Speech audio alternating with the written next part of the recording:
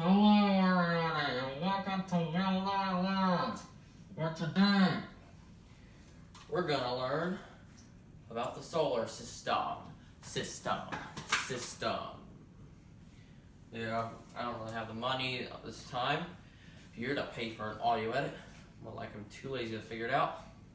But whatever. Time to talk about the solar system. First object from our solar system we will look at is the sun. The sun, believe it or not, is a star. The sun, even though commonly called an average star, is a large star compared to the average. Because if you want something close to the average of stars, it'd be right around half the volume of the sun. Another thing about the sun is that it is commonly thought of being made up of a gas, gases, but no. The sun, like all of the stars, is made up of plasma. And if you don't know what that means, go watch my last video. Will Nye the Science Guy states the matter. But essentially the gas, namely hydrogen, looks like that, is burning at a temperature in the sun that is too hot and its particles are too charged to be a gas. An effect of the sun being made up of plasma is the solar winds. It's not actual wind. No, not like, not that kind. But the radiation shooting out of the star. The waves are being created as an effect of nuclear fusion, which goes on within the sun. It's how it powers itself. It makes all that heat and radiation. By joining hydrogen atoms, you get two of these, and you make one of these. I don't know where these come from, but it makes sense, I guess. And it makes helium. But Will Nye, what happens when the sun runs out of hydrogen? Well, shut up and let me talk. And I'll get to that. It'll convert to using helium. This again. Sounds fun, right? Not really. The sun converts to being, the sun is usually about this size, alright? So, that's what it's usually like. But when it switches to hydrogen, or from hydrogen to helium, sorry, it's gonna turn out to be something around this size. Scary, right? If you're not scared, you shouldn't be, really. Because it won't happen for a few billion years even. And then it'll take another billion years for it to get to this size. But it's basically just going to devour every rock planet. So I'm not sure about Mars. Eventually it will blast away its outer layers. Not like this, but in every direction. The best I can do is boom! And then it will become a white dwarf star around this teeny tiny size. That. And basically it's going to destroy most of the other planets. I don't know how far it'll reach on. The sun is what everything else in the solar system revolves around. And if any of y'all make of the mixing rotate with revolve, then I will threaten the cameraman. Are we clear? I can't hear you. Yes. There we go. Everyone clap for the cameraman. Woo! Anyway, to sum it up, rotate is when an object turns on its axis. And yes, all objects in the universe rotate. Whether it be planets, stars, asteroids, black holes, neutron stars, gay scientists, nowhere near another body of matter. No judging here, people. Especially you. They all rotate. Now, revolving means one object is moving about another. Not all objects revolve because it takes an object that is A, bigger than them, and B, close enough to them to make them revolve. Now that we are clear about rotation and revolvement, let's talk about the objects that revolve around the sun. And no, I'm not going to run around the table again. The first planet is Mercury. Mercury is a rocky planet. That means that it's hard. And you can touch it and you can feel it. And yes, you can also touch and feel gas and plasma, but your hand will go through gas and your hand will be burned or evaporated by plasma. And Mercury is just 36 million miles from the sun. Now, that might sound like a lot, but it's close compared to the other planets. But, of course, it means it's very hot. Like, this kind of hot. Mercury is over 800 degrees Fahrenheit. Hold the phone. Seriously, take it. And then you take my calls, see if anyone calls. And at night, Mercury has no atmosphere to hold its atmosphere and hold its heat in. That means it's very cold. About negative 290 degrees Fahrenheit. That's a big difference. Let's say this open oven is the sun. Say that this softball, Mercury.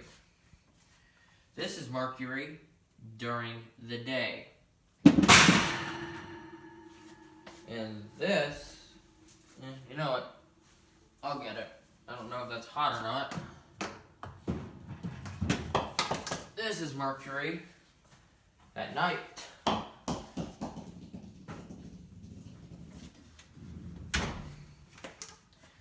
Mercury also has a pretty swift orbit of 88 days, hence its nickname of the Swift Planet. But enough about Mercury, so let's move on to Venus. What's that star we see up there? That's a reflection of the light. But even if we could see out there, the first star we'd see at night and the last one we'd see in the morning is Venus. It might look like a star, but it's actually Venus, a planet. That's also why it's called the morning star, because the last,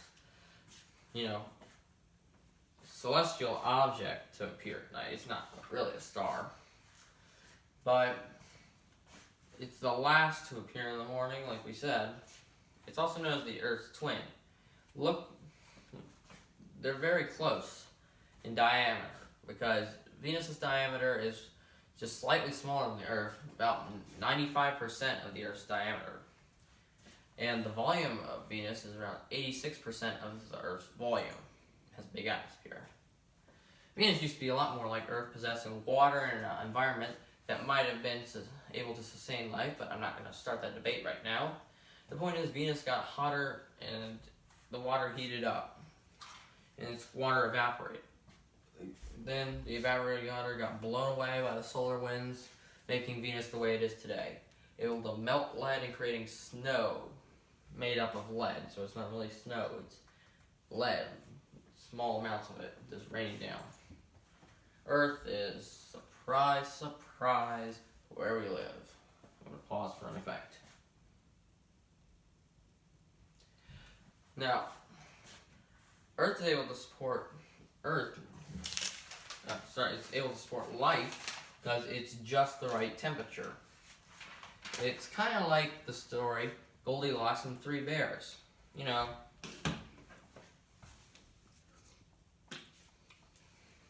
This porridge or water, is what I have, is too hot. You can't see the steam lines because it's not a cartoon. This water is too cold. This water, somebody touch my spaghetti.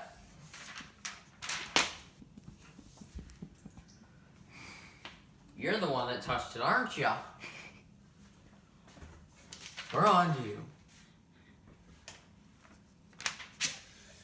There's not much more to say about Earth, or there is, but I'm not going to go into geography and geology. Sheldon Cooper would grab the knife I used to threaten the cameraman and kill me. But we're going to talk about Mars now. Mars is the red planet because it is so red. Shocker. But why is it red? That, my friends, is the question I'm going to answer today. I'm not sure what accent that is. But Mars once had a lot of water. But what happened to it? Well, just like Venus, it evaporated and the sun blew it away with the solar winds. All that was left over was frozen at the poles, and you can see that ice on the poles if you're interested enough to look it up, but you probably aren't, just to make a survey for myself. If any of y'all looked it up, comment below to tell me whether or not you looked it up. So, yeah. I bet you're wondering what the function this has to do with Mars being red. Mars has an extreme amount of iron. When in contact with water for long enough, rusts. And guess what color rust is? You guessed it, green. Wait, no, it's red. Gosh darn it, screwed up again. Wrong, good acting. I'm serious, it's right on the script, look. Anyway, before we get to Jupiter, we will make a stop by the asteroid belt between the rocky and gas planets. Not only are asteroids found in this belt, but you can also find dwarf planets such as Ceres. Also, before we get to the gas planets, know that all gas planets have a rocky core turned hot and liquidy by a few billion years of heat and pressure. And yes, these somewhat rocky cores within all gas planets are bigger than the Earth. Another thing to keep in mind on why rocky planets don't have such big atmospheres is that when the solar system was created, the sun sucked up all the gas in the inner solar system, leaving almost none for the inner planets. All the gas planets feasted upon themselves and made themselves big, loopy blobs of jelly like Homer Simpson, all that. Or, oh wait, I got a better example. The fat people in the chairs from, what was it, Wall-E. Anyone remembers that? So the next planet is Jupiter. Jupiter is a gas planet. Unlike the first 4 planets we've looked at, all gas planets, believe it or not, have rings. I'm serious, look it up. Jupiter also has a very noticeable big red spot. And no, we're not making fun of Jupiter for having acne. No offense for people with acne, but it is actually a really big hurricane. It could almost fit 2 Earths inside of it. Jupiter also has the most moons of any planet. Has at least 67, nearly beating out Saturn, my personal favorite, which has 53 of them. Saturn is our next grand stop aboard the Will Nye solar system train. Woot woot.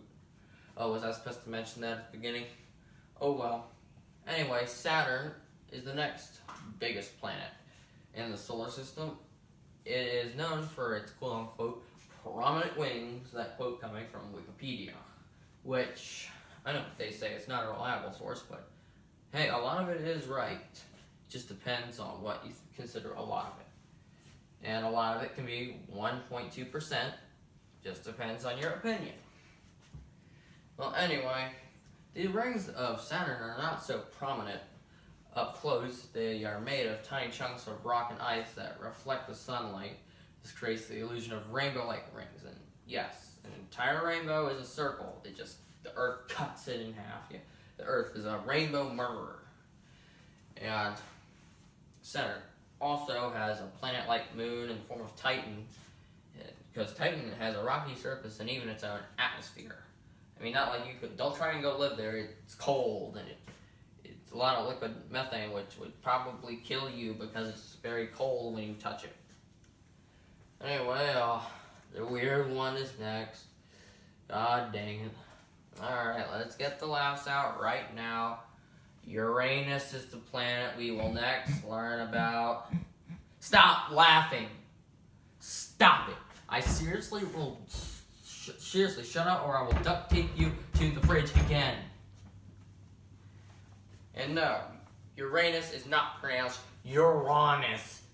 Unless, of course, you're British. Is that racist? I don't think it is. But, of course, if you are British, that's fine. But y'all in the United States, we say Uranus. I said stop laughing. Y'all probably wondering why I called Uranus the weird one besides that idiotic name. It is sideways. No, it's really sideways because it rotates sideways. It's like if I did a somersault back here, which I would do if I didn't break my neck doing that.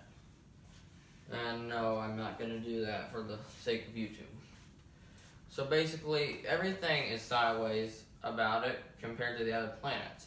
It doesn't help the case for the planet's name that all of its moons were named after characters in William Shakespeare's play, The Rape of the Lock. And yes, R-A-P-E, rape of the L-O-C-K. Anyway, to the last planet, Neptune. Neptune is the farthest planet from the Sun, about 2.795 billion miles away on average. That means it's cold, really cold.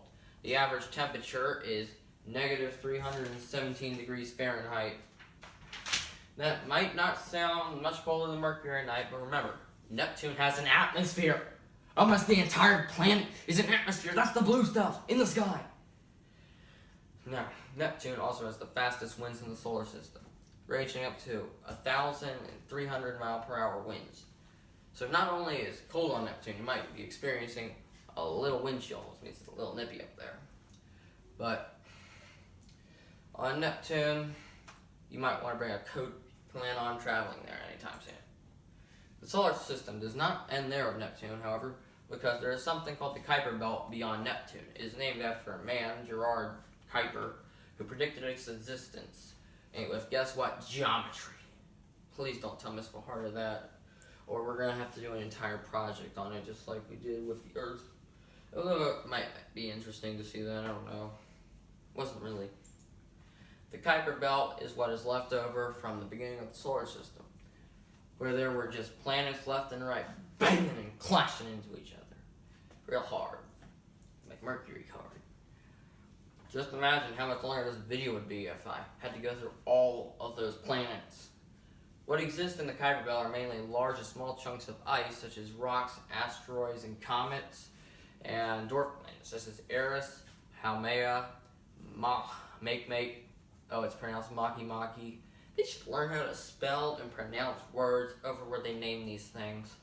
I'm not going to mention Pluto because I don't want to get dragged into that argument, but since I already did, I honestly think of the situation like I do a replay review in sports. I think the decisions that stand is what the officials make, unless it's completely wrong, like Jerry Meals a few years ago with the Braves and the Pirates, if anyone saw that. If you haven't seen that, you'll look up Jerry Meals makes terrible call at the plate. Anyway, so I believe Pluto should have stayed a planet in the first place. But anyway, I'm going to stop making promises about shorter videos because this has gotten way out of hand. Not as much as the last one. The lengths of my videos will now just come down to what topic I'm explaining. That being said, this video needs to come to an end. No, my scientists never found those comments under there. But, you know, if at first you don't succeed, try again. Comment below. And if you think Pluto should still be a planet or not. We're still looking for a motto here at Will Nye Labs. So please comment a motto below next to that Pluto thing. Besides that, subscribe to Will Nye Labs and you can see all of these videos, though you can anyway. But subscribe. And I'm going to regret this, but if I hit 10 subscribers, I'll make another rap video. That being said, remember as always, don't try this at home. And please don't, I do want subscribers, but I don't want to make a rap video. Don't try this at home.